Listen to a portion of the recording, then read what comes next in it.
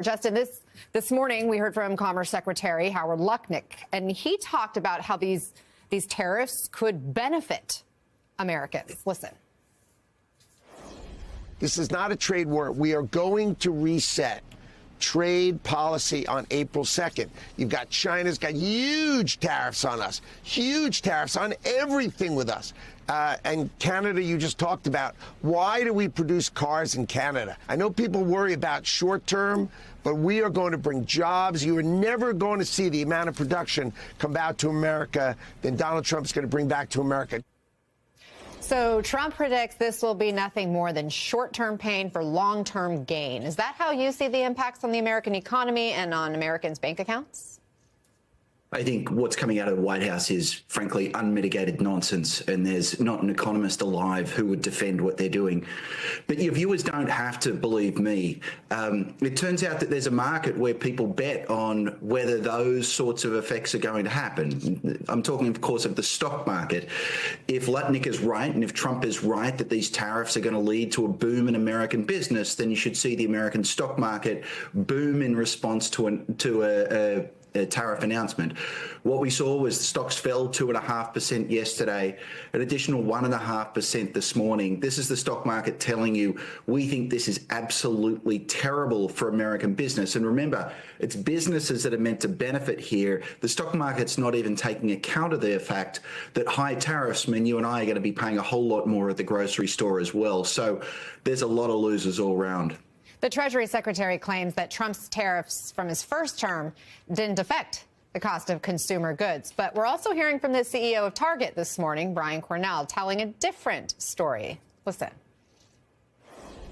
We have the experience of President Trump's first term, where the tariffs did not affect prices, and it's a holistic approach that there will be tariffs, there will be cuts in regulation, there will be cheaper energy.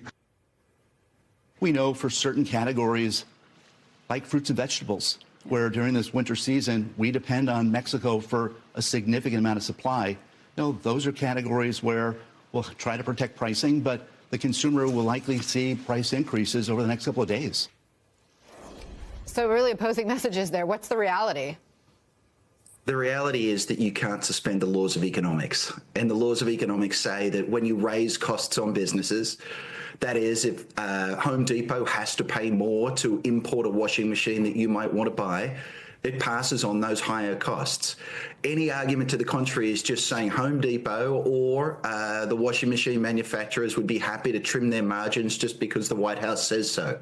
We know that's not how it works, and we actually have very clear evidence from the first set of Trump tariffs that these are passed through almost dollar for dollar into higher prices. And it's not just imported goods you've got to look out for, because American corporations, they charge us low prices not because they like us, but because competition forces them to. But if they have less competition from abroad, they're going to start to fatten up their profit margins and charge you and I higher prices as well. So there could be not just direct effects on higher prices, but ripple effects throughout the whole economy. Let's take a look at this new CBS News poll showing Americans are still not thrilled with the state of inflation even before these tariffs. A minority, 46%, approve of Trump's handling of inflation. Remember, President Trump had promised to immediately bring down prices starting on day one of his administration. How's he doing on that promise? He's doing terrible. Look, the original promise that he would bring down prices is a lie. No one ever expected that. What we hoped was that inflation would start to come down. Now, in fact, what's happened is people understood that tariffs were coming. A lot of people started buying their durable goods, or businesses were buying raw materials before the tariffs were in place. That extra demand has actually already led to higher prices, and they're going to lead to even higher prices once again. And so, yes, the cost of living is painful. An important fact that I think your viewers need to understand is normally with inflation, prices rise and then your wages rise to catch up.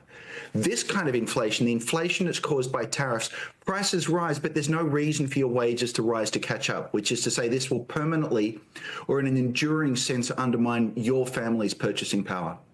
Justin Wolfers, thank you so much for helping us understand the impacts. It's good to have you with us.